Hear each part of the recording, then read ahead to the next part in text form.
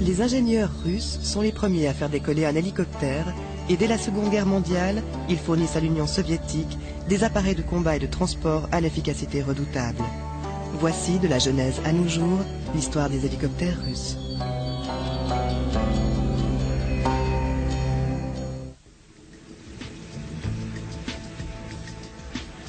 Quand on pense aux forces aériennes soviétiques, la première chose qui vient à l'esprit, c'est l'impressionnante lignée des chasseurs MiG.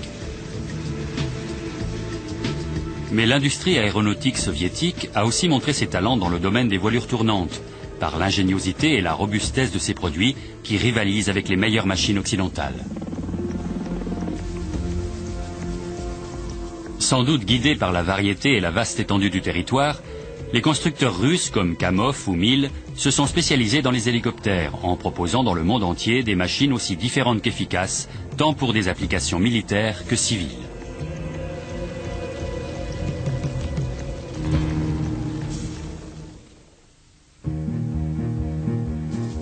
Si les avions ont en général la vedette, l'idée de la voilure tournante est pourtant largement antérieure.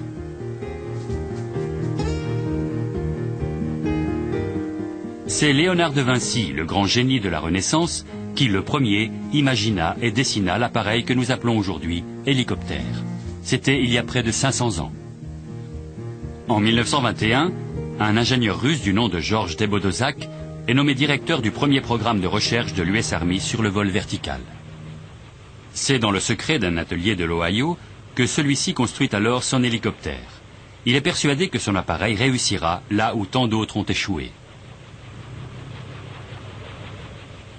Le 18 décembre 1922, la machine de Debodozak effectue son premier vol.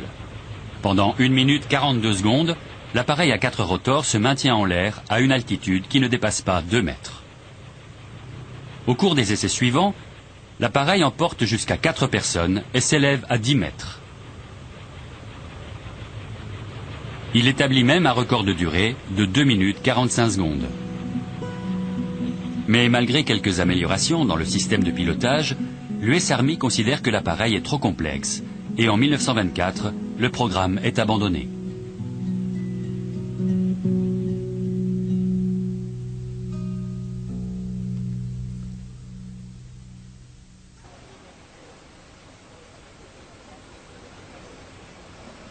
En Russie, le développement des voilures tournantes commence avant la Première Guerre mondiale, lorsque Sikorsky et Youriev commencent à concevoir des hélicoptères.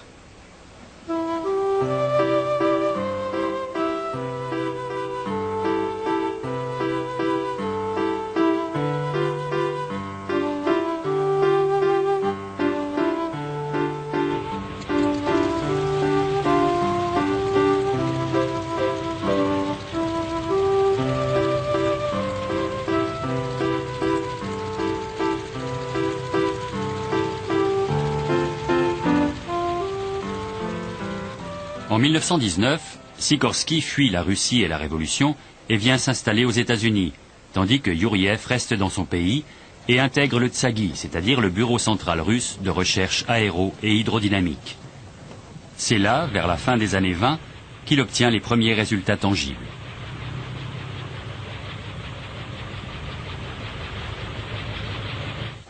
C'est le Tsagi 1EA. La première expérimentation réussie d'un prototype de voilure tournante en URSS. Un des premiers hélicoptères au monde pilotables en vol.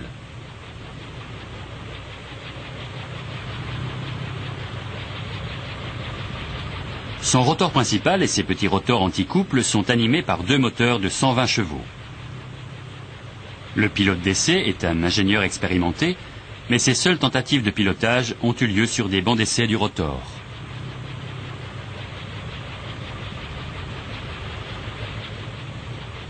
Lors des premiers vols, le Tsagi 1EA s'avère difficile à contrôler et vibre énormément au décollage.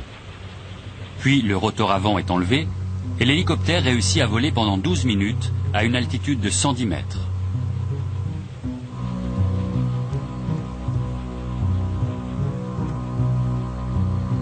En 1932, l'appareil subit un accident et après réparation, il atteint au mois d'août presque 600 mètres d'altitude avant que le pilote ne perde le contrôle.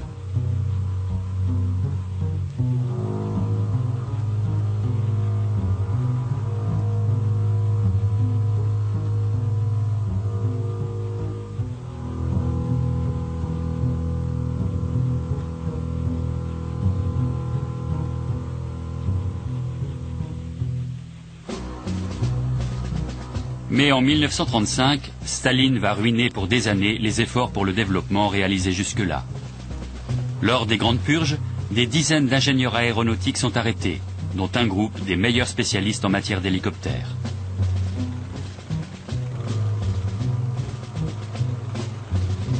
Leur élimination va affecter plus durement le développement des voilures tournantes que le pire des accidents.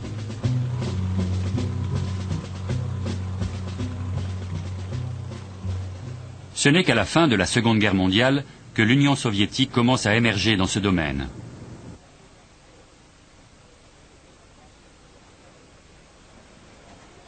En 1946, Alexandre Yakovlev fait son entrée dans le cercle restreint des concepteurs de voilures tournantes avec son autogire expérimental Yak-EG.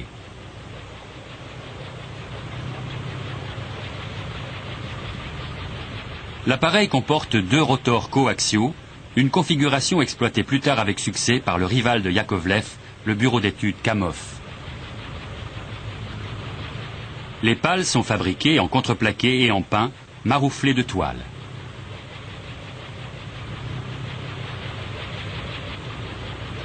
Le fuselage accueille 2 passagers, mais on ne sait pas si le Yak-EG est muni de double commande.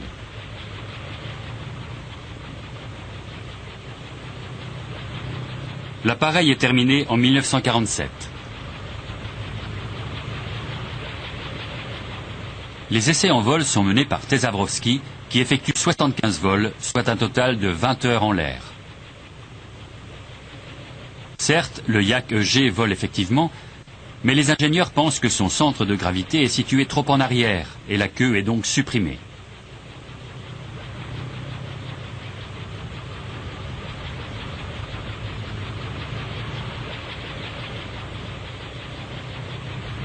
Le second appareil, conçu par Yakovlev, le Yak-100, a des performances satisfaisantes.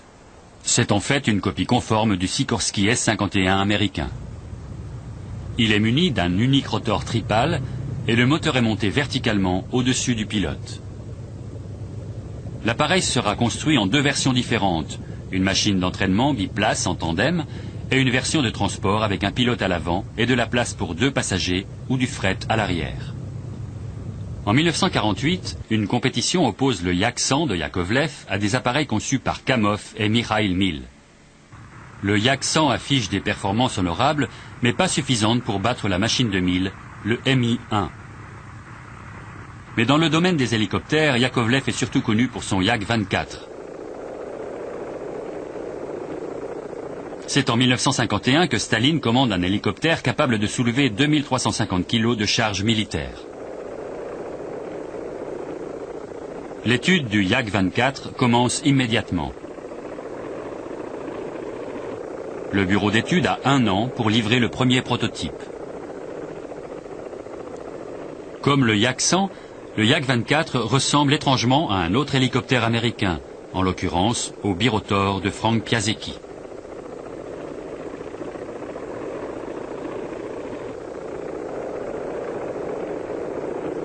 Le Yak-24 fait sa première apparition en public en 1955. En URSS, on le surnomme très vite l'Etayouchaya Wagon, le wagon volant, mais l'OTAN le baptise Horse, cheval. C'est le plus gros hélicoptère de ce type au monde. Il est propulsé par 2 moteurs Shvestov, un à l'avant, l'autre à l'arrière, auquel on peut accéder durant le vol.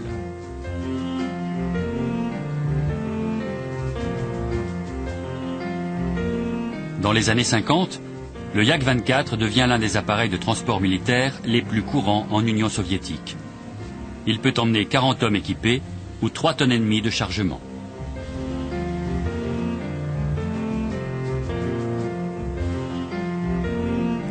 On développe aussi pour l'aéroflotte une version civile pouvant accueillir 30 passagers.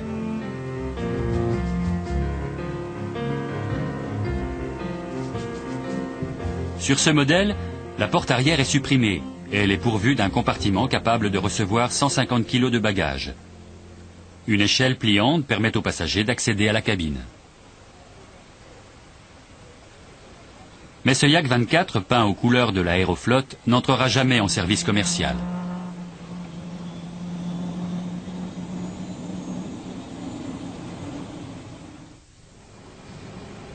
Très rapidement, les ingénieurs russes maîtrisent le concept des grands hélicoptères à un seul rotor principal, un domaine dans lequel ils sont encore aujourd'hui à la pointe. À la tête des grands créateurs d'hélicoptères russes, on trouve Mikhail Mil. C'est lui qui fonda le bureau d'études Mil. Le premier projet est le Mi-1, un hélicoptère de service triplace. Les études commencent en 1947 et les premiers essais en vol ont lieu l'année suivante. En 1948, le Mi-1 effectue des essais comparatifs avec le birotor Bratoukine et le Yak-100. C'est le Mi-1 qui s'avère le plus performant et au mois d'août 1948, il devient le premier hélicoptère russe construit en série.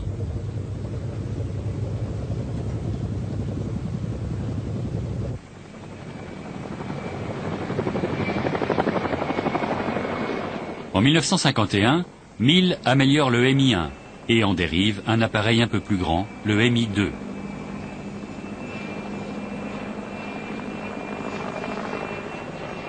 Ce sera le premier appareil à voilure tournante russe propulsé par turbine. Il est produit en configurations diverses pour le transport, les opérations de secours, le fret et les activités agricoles.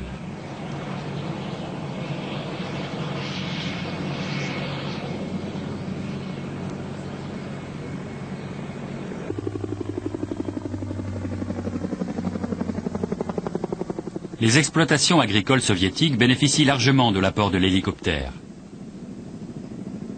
Il permet la fertilisation précoce au printemps sur des sols qui sont encore trop mous pour supporter le poids des machines agricoles.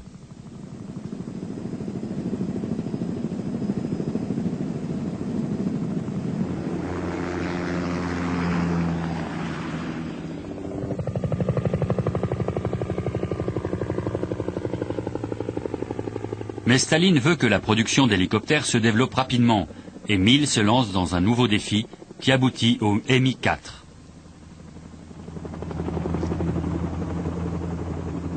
Le premier prototype est prêt en 7 mois.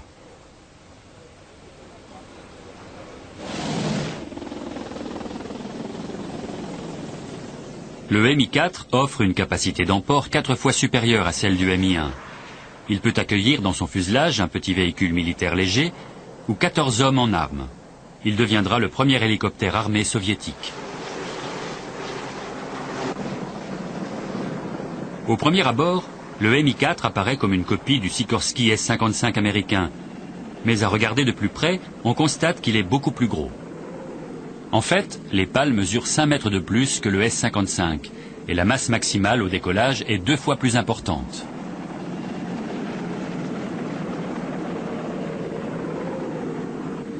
Les premières versions du Mi-4 sont munies de pales en bois, dont le potentiel d'utilisation est extrêmement limité. Les derniers modèles reçoivent des pales métalliques plus résistantes.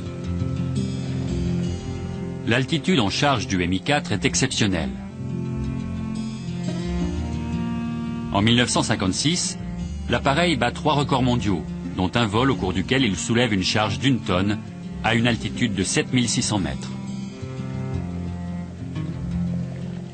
Mais le Mi-4 n'est pas seulement une machine de transport militaire. Certains modèles sont équipés de radars de veille pour la lutte anti-sous-marine. D'autres sont configurés pour les opérations de recherche et de secours avec 8 civières et un infirmier. La version civile du Mi-4 est insonorisée et dispose de grandes fenêtres rectangulaires et de sièges pour 10 passagers. Elle est utilisée par la compagnie Aeroflot pour les liaisons vers les grands aéroports. Toutes les versions du Mi-4 peuvent être équipées de flotteurs ou d'un treuil capable de soulever des charges de 200 kg.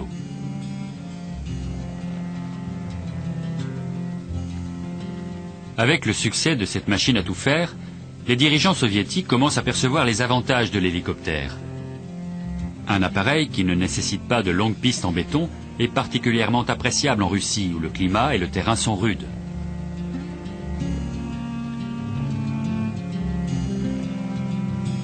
Un hélicoptère peut opérer à partir du pont d'un brise-glace et atteindre des endroits que ces gros navires ne peuvent approcher.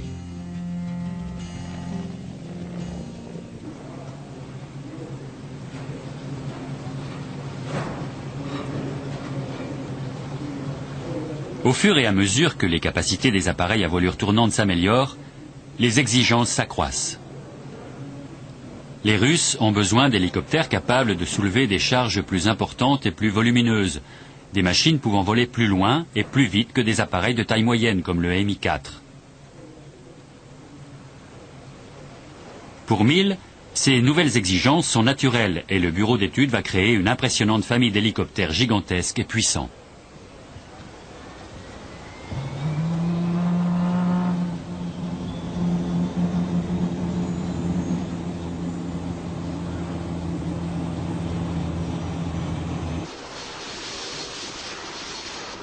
Le premier de 5 exemplaires du Mi-6 effectue son premier vol en 1957. À l'époque, c'est le plus gros hélicoptère du monde. Mais ce n'est pas seulement le plus imposant, c'est aussi le plus rapide et le plus robuste. Dès la première année, il établit un record d'altitude en charge de plus de 10 tonnes. Un record qu'il finira par pulvériser lui-même en doublant la charge et en l'élevant à une altitude de 2750 mètres. Il doit cette énorme capacité d'emport à 2 facteurs. D'abord, à ses voilures fixes démontables à incidence variable. Pendant les vols à l'horizontale en palier, ces appendices fournissent 20% de la portance, réduisant d'autant les efforts mécaniques sur le rotor. Ensuite, le Mi-6 est l'un des premiers hélicoptères russes animés par des turbines. Le Mi-6 répond à un double besoin des militaires et des services civils, qui recherchent un hélicoptère de transport lourd. Il peut emporter des charges dans la carlingue ou suspendu à l'extérieur. De façon très imagée, l'OTAN le baptise Houk, crochet. Les militaires l'emploient pour transporter des véhicules blindés ou un grand nombre de soldats, d'où un appréciable gain de mobilité sur le plan stratégique. L'immense machine peut aussi être déclinée en transporteur civil, et l'Aéroflotte en utilise une version capable d'accueillir 65 passagers. Le Mi-6 démontre aussi ses qualités dans la lutte contre le feu, lorsqu'un puits de pétrole russe explose et déclenche un incendie qui s'étend dans les marais et les bois du nord de la Russie. Le feu se développe pendant des mois, brûlant des quantités de précieux pétrole et dégageant des fumées nocives dans l'atmosphère. Dans ces régions isolées, il est difficile d'intervenir. Pour tenter d'éteindre le brasier, des hélicoptères Mi-6 sont déployés pour transporter des tonnes de matériel afin de forer des puits vers la source principale de l'incendie, qui seront ensuite remplis de ciment pour étouffer le feu.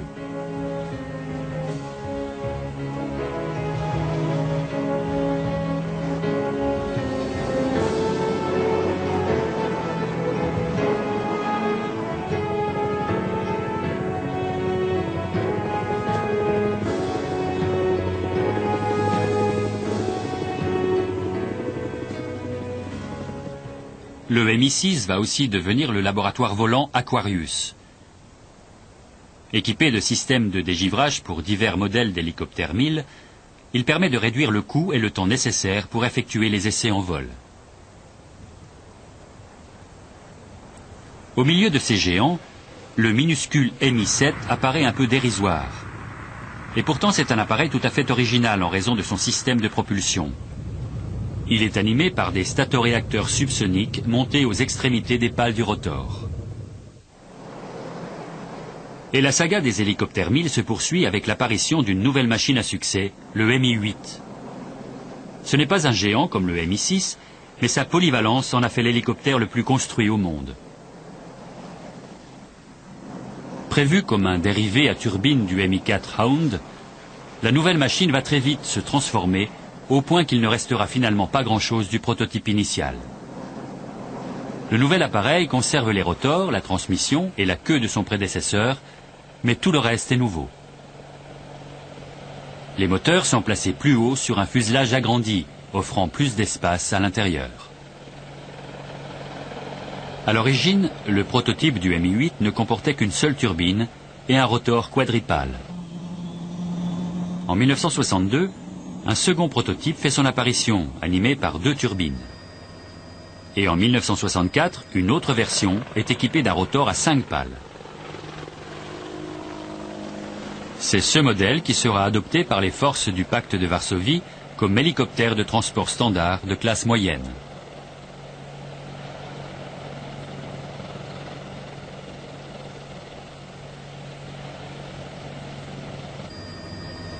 Mais le Mi-8 va servir dans de nombreux rôles, aussi bien militaires que civils. Sa mission de base est le transport des troupes d'assaut, mais il évolue vite et on le retrouve muni d'équipements pour la guerre électronique, le brouillage des communications et le commandement aérien.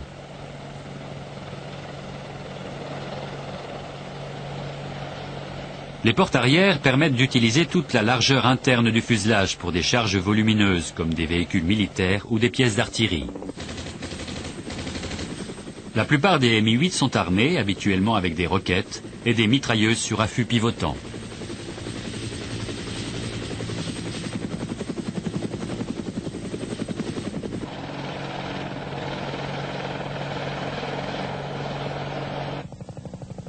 Dans ses versions civiles, le Mi-8 est particulièrement apprécié dans la construction et l'industrie, car avec ses crochets externes, il peut soulever des charges de près de 3 tonnes.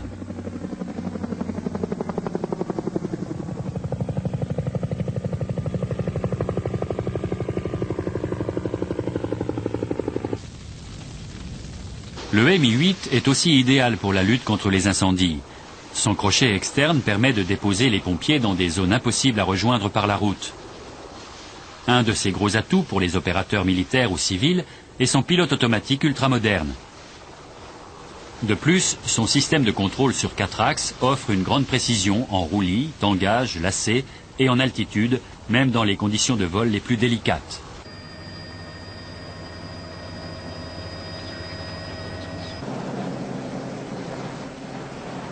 En 1969, une version amphibie du Mi-8 est également développée, le Mi-14, effectivement amphibie dans la mesure où son fuselage coque lui permet de se poser directement sur l'eau, sans l'aide de flotteurs. De plus, la nouvelle machine est équipée d'un train d'atterrissage rentrant, qui lui permet d'opérer aussi facilement du sol que sur l'eau. Le Mi-14 entre en service en 1979. Ses missions principales sont la lutte anti-sous-marine et les opérations de recherche et de secours. Le Mi-8 représente la synthèse de tout ce que le bureau d'études MIL cherchait à obtenir. Il est robuste, fiable, rapide et polyvalent, bref la concrétisation de la philosophie russe en matière de voilure tournante. MIL va poursuivre dans la tradition des hélicoptères géants avec le développement du Mi-10, qui effectue son premier vol en 1960. Ce mammouth est une évolution du premier géant de chez MIL, le Mi-6. Mais avec son fuselage très fin, il est surtout conçu comme grue volante. L'étroitesse du fuselage donne l'impression que l'appareil est plus long, mais en fait il a les mêmes dimensions que le Mi-6. Et il en conserve tous les éléments dynamiques, le rotor, les moteurs et la transmission. Mais là s'arrêtent les similitudes. Avec ses longues pattes frêles, le fuselage se retrouve perché à près de 8 mètres du sol, ce qui permet de soulever des charges volumineuses en venant se placer au-dessus de celles-ci.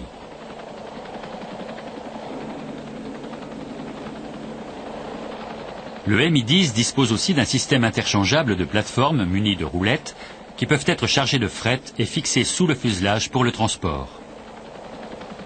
Leur déchargement est extrêmement simple. Une rampe est dépliée à l'avant et les véhicules peuvent rouler directement au sol.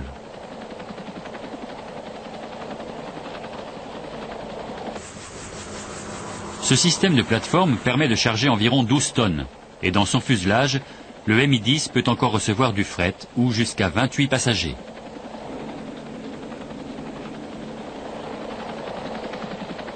En 1964 sort le Mi-10K, conçu spécialement pour soulever des charges suspendues.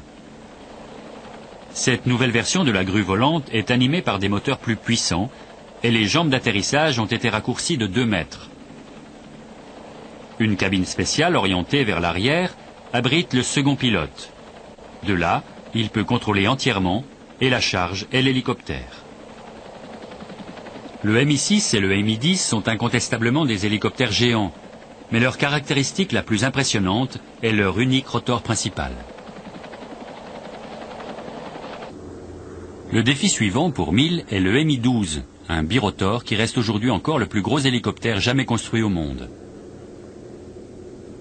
c'est fondamentalement une combinaison de deux Mi-6. Le bureau d'études 1000 a repris le système dynamique du Mi-6, le rotor, la transmission et le moteur, et en a installé un à l'extrémité de chaque aile. Des rotors contrarotatifs éliminent le besoin du rotor arrière anticouple, remplacé par des gouvernes classiques verticales et horizontales. L'immense fuselage comporte deux cockpits superposés.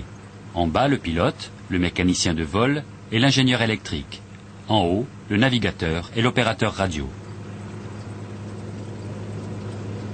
La soute comporte de larges portes arrière ainsi que 3 portières coulissantes sur les côtés. Les parois internes du fuselage sont équipées de 50 sièges repliables pour le transport de troupes, tandis que le centre reste dégagé pour l'emport de fret. L'appareil comporte aussi un treuil capable de soulever 10 tonnes. Le prototype effectue son premier vol en 1968, et si ses premiers essais en vol ont causé aux ingénieurs quelques nuits sans sommeil, leurs craintes sont vite apaisées. Le 6 août 1969, le Mi-12 parvient à soulever une charge de plus de 40 tonnes à une altitude de près de 2300 mètres, établissant un record qui tient toujours. Ce n'est que lorsque ces records sont communiqués pour homologation que les pays occidentaux découvrent l'existence du géant soviétique. Les systèmes de sécurité incorporés dans le Mi-12 sont aussi impressionnants. Il est doté d'un mécanisme d'arbre croisé reliant les 4 turbines qui permettent au rotor de continuer à fonctionner en cas de panne d'un des moteurs. Il est même conçu pour continuer à opérer si les 2 turbines d'un même côté cessent de fonctionner. Le Mi-12 fait son apparition au Salon du Bourget de 1971, l'occasion pour les constructeurs américains et européens de le regarder de plus près. Mais après son retour en Russie, le Mi-12 disparaît complètement. Selon certaines rumeurs, il est entré en service, mais en fait le projet a été abandonné et le bureau d'études 1000 s'est lancé dans la conception d'un nouvel hélicoptère lourd.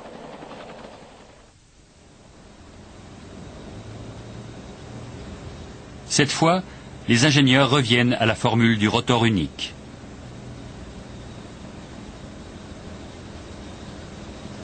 Et en 1975, le Mi-26 effectue son premier vol. Il ressemble beaucoup au Mi-6, mais la configuration a évolué. Le diamètre du rotor a été réduit de 2,70 m et les ingénieurs comptent sur une augmentation du rendement pour conserver la portance. Au début, les nouveaux rotors ne sont pas encore disponibles et les pales du Mi-6 sont raccourcies et montées sur un banc d'essai. Finalement, les pièces arrivent et le rotor du Mi-26 est assemblé. C'est là que les techniciens de chez 1000 se retrouvent confrontés à de sérieuses difficultés. Chez les constructeurs occidentaux, on estime qu'au-delà de 7 pales, le rendement du rotor diminue. Marat Tichenko, le concepteur du Mi-26, pense le contraire et monte le nouveau rotor à 8 pales sur un fuselage de Mi-6 qui sert de banc d'essai. Ainsi équipé, l'appareil subit une série de tests et les imperfections de la voilure tournante sont de la sorte résolues bien avant que le nouveau fuselage du Mi-26 ne soit disponible.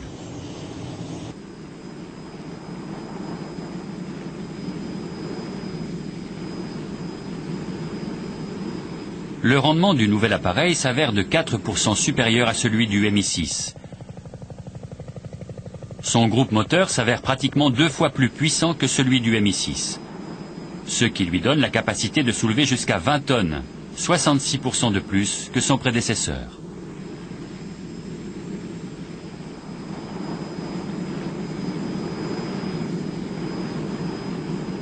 Le rôle principal de ce nouvel appareil est le transport dans des régions peu développées de l'Union soviétique, où climat et terrain sont extrêmement défavorables.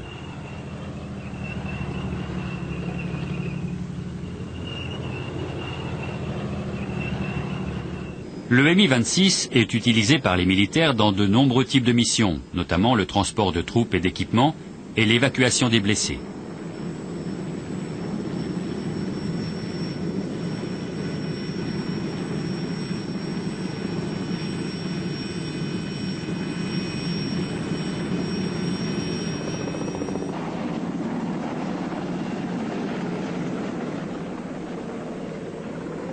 La capacité d'emport phénoménale du Mi-26 fait de lui la machine idéale pour le bâtiment.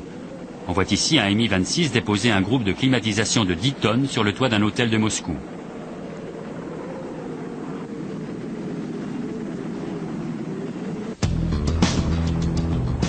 Mais Mil est aussi réputé pour d'autres types d'hélicoptères.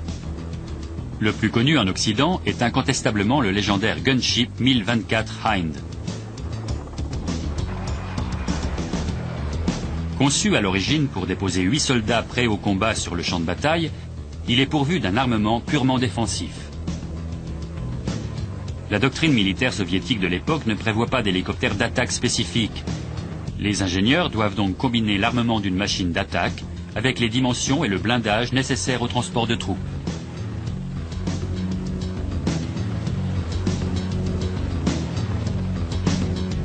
Le résultat est un gunship beaucoup plus gros que ceux des forces armées occidentales.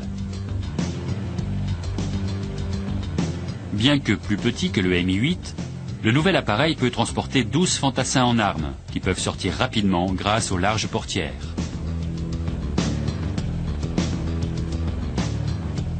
Les premiers modèles comportent un cockpit classique pour 3 hommes, avec des verrières coulissantes que l'on peut ouvrir en vol et par lesquelles on peut tirer avec des mitrailleuses légères défensives. Les modèles plus récents disposent d'un fuselage avant modifié, comprenant des postes sous verrière en tandem dans 2 cockpits séparés. Cette configuration réduit le risque d'avoir 2 hommes touchés par une seule frappe. Le système d'armes du Hind est à la fois étendu et complexe. La tourelle frontale comporte un canon de 12,7, tandis que les roquettes et les missiles anti-chars sont montés sur les larges embryons de voilure.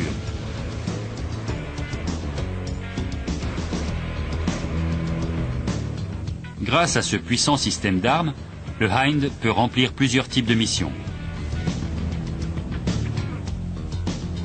En tant que transport de troupes, il n'a pas besoin d'escorte, puisqu'il dispose de sa tourelle de nez comme moyen de défense. De plus, ces missiles en font un tueur de chars, mais il peut tout aussi bien servir comme simple transport de troupes derrière les lignes. À la différence de la plupart des hélicoptères russes, le Mi-24 ne demande au pilote que peu d'efforts physiques. Avec son comportement en vol proche d'un avion de chasse, il est agile et son pilotage léger en fait un favori des équipages. C'est en Afghanistan que le Hind démontre ses qualités guerrières, mais il est confronté à une arme redoutable, le missile Stinger.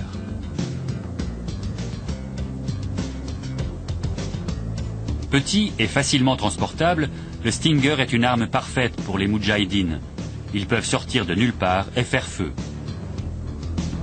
Pour se défendre, le Mi-24 disperse des leurres scintillants, la seule parade efficace contre les missiles à guidage infrarouge. Même si le Stinger s'avère assez peu fiable et manque de précision, de nombreux appareils soviétiques en seront victimes.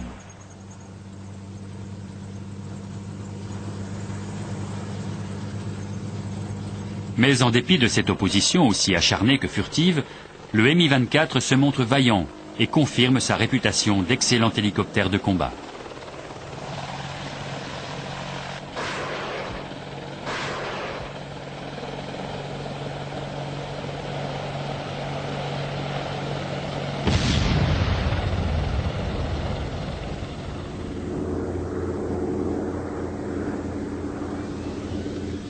Le premier véritable gunship de chez Mil effectue son premier vol en novembre 1982. Le Mi-28 Avok est le successeur du Mi-24 et dispose des mêmes moteurs et d'un rotor de taille similaire. Il n'a plus la capacité de transport de troupes du Mi-24, mais il est plus petit et beaucoup moins vulnérable. Contrairement à ses homologues occidentaux, conçus pour attaquer à partir de positions protégées par des reliefs naturels, le Mi-28 fonctionne plus comme un bombardier en piqué. Il est tellement agile qu'il peut effectuer une boucle complète.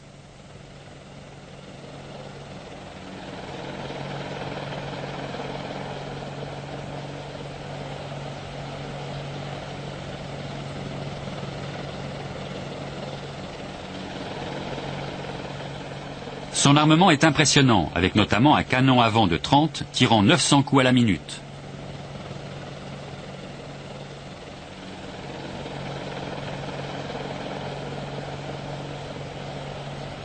Ces moignons d'ailes peuvent recevoir 16 missiles anti-chars, 40 roquettes et 2 missiles air-air de défense.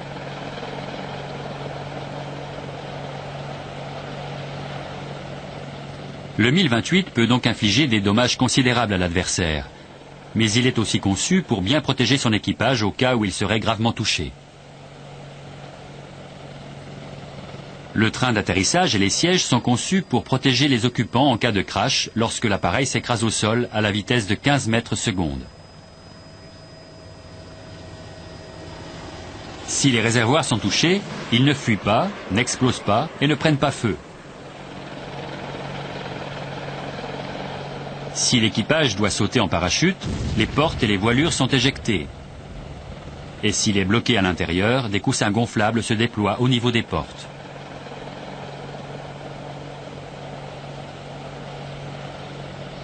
Sur le champ de bataille, le Hawk peut opérer en combat aérien, effectuer des missions de recherche et de secours, ou encore des raids anti-chars ou d'attaque au sol. En 1982, le Mi-28 est prêt à entrer en service. Mais le Kamov Ka-50 va le coiffer sur le poteau. Après l'explosion de Tchernobyl en 1986, de nombreux hélicoptères, notamment des Mi-26, des Mi-8, des Mi-17 et des Mi-24 spécialisés dans l'analyse des radiations, participent à une gigantesque opération de secours et d'endiguement des radiations au-dessus du site du réacteur. Des dizaines d'hélicoptères le survolent, larguant des oxydes de plomb et de silicone dans le cratère pour tenter d'arrêter la diffusion des radiations. Des milliers de tonnes d'équipements sont amenés aux équipes de secours travaillant au sol. Il y a en permanence pas moins de 30 hélicoptères en vol dans les parages. Si ces opérations contribuent à confiner la diffusion des radiations dans la zone la plus petite possible, le coût en vie humaine sera élevé, notamment au niveau des équipages d'hélicoptères. Fondé en 1929 par Nikolai Kamov, le bureau d'études du même nom concentre ses efforts sur la conception d'hélicoptères à rotors coaxiaux. Seule exception dans cette lignée, le Ka-22 Wintokryl. Il représente une première tentative de conjuguer les avantages d'un avion classique avec ceux d'un hélicoptère.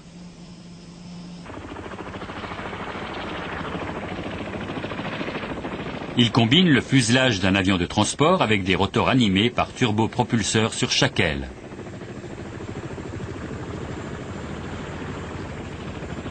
À l'extrémité de chaque aile, il y a aussi une hélice quadripale. Les moteurs animent à la fois les rotors et les rotors servant pour le vol vertical et les hélices pour le vol en palier.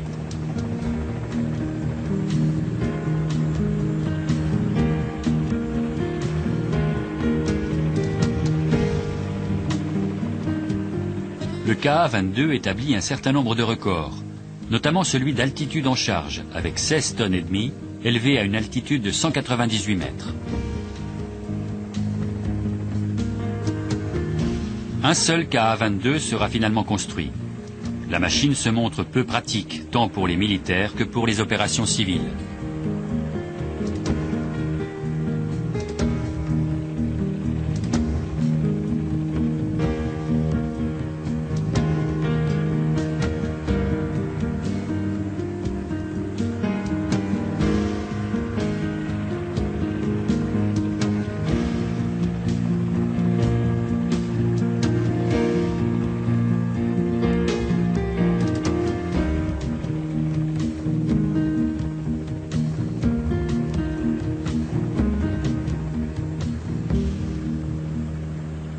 La particularité des hélicoptères Kamov, avec leurs rotors coaxiaux et un fuselage compact sans rotor anticouple, les rend pratiques pour les opérations embarquées.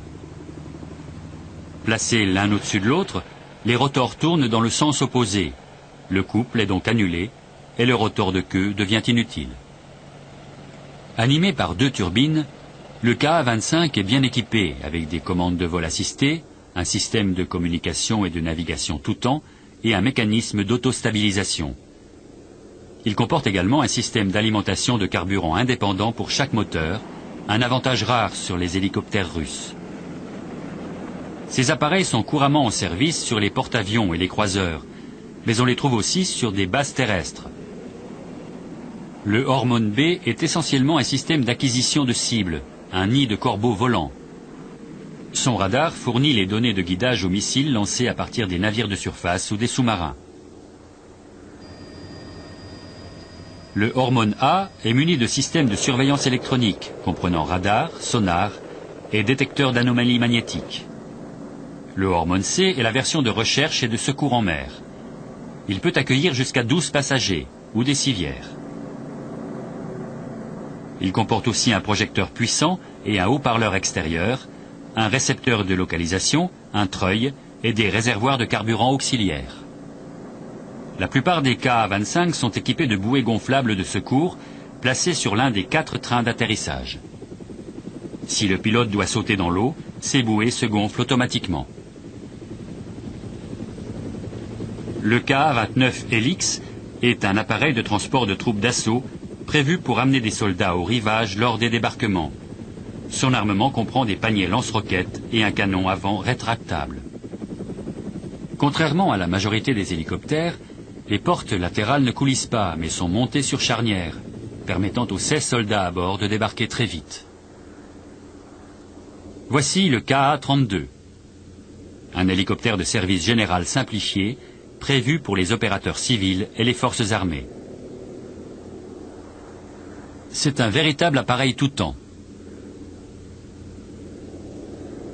Les entrées d'air des turbines comportent un système de chauffage et les pales du rotor sont traitées anti-corrosion et pourvues d'un système de dégivrage électrothermique.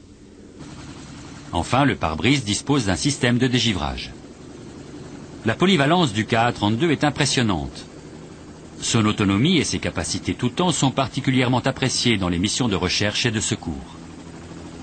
Il comporte un système de pilotage automatique qui permet à un seul opérateur d'actionner le treuil dans la cabine arrière.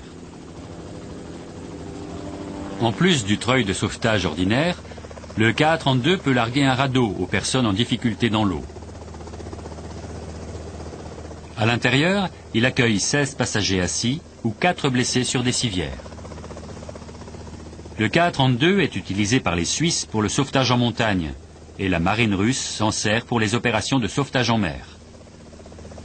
Les KA-32 embarqués sur les navires sont équipés d'instruments pour les patrouilles en banquise, d'un radar et de flotteurs gonflables. Ils peuvent aussi recevoir un système d'épandage pour nettoyer la pollution en mer. Grâce à des réservoirs d'eau, une pompe et un tuyau d'aspiration, le Kamov KA-32 est aussi un appareil de lutte anti-incendie. Le treuil monté sous le fuselage peut soulever jusqu'à 5 tonnes, pendant que la soute du fuselage peut loger plus de 3,5 tonnes.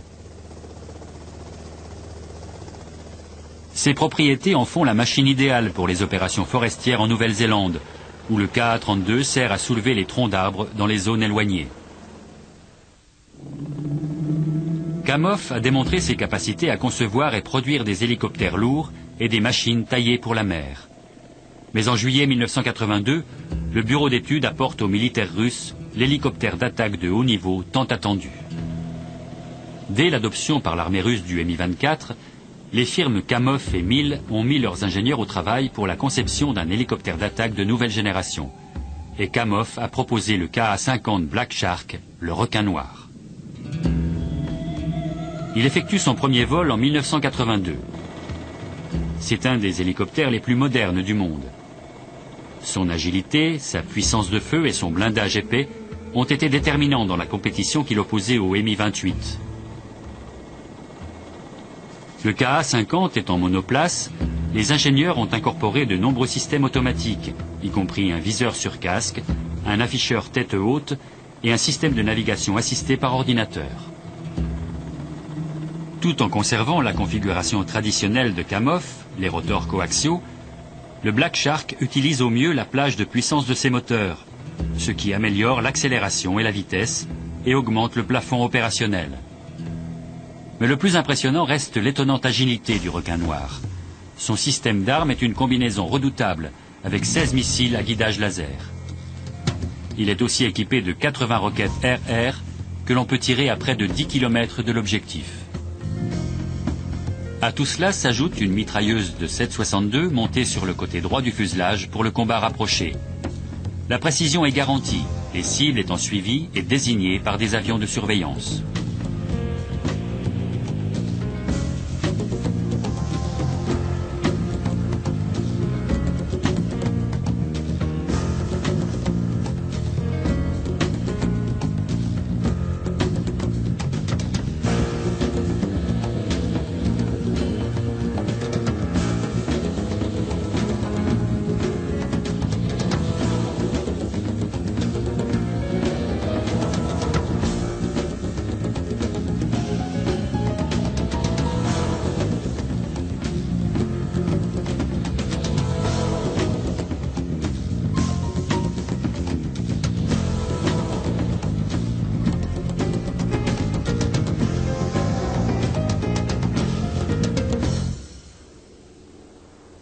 Le pilote du Ka-50 est protégé non seulement par l'épais blindage du fuselage, mais aussi par un siège éjectable. L'éjection déclenche automatiquement une explosion pour dégager les pales du rotor avant que le siège et le pilote ne soient projetés hors de l'habitacle.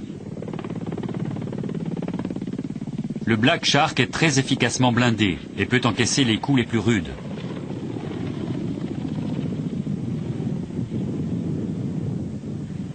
Les réservoirs sont auto-étanches et les turbines protégées par des plaques de blindage. Avec sa capacité de combattre aussi bien de jour que de nuit, le Ka-50 est un élément de puissance aérienne qu'il ne faut surtout pas négliger.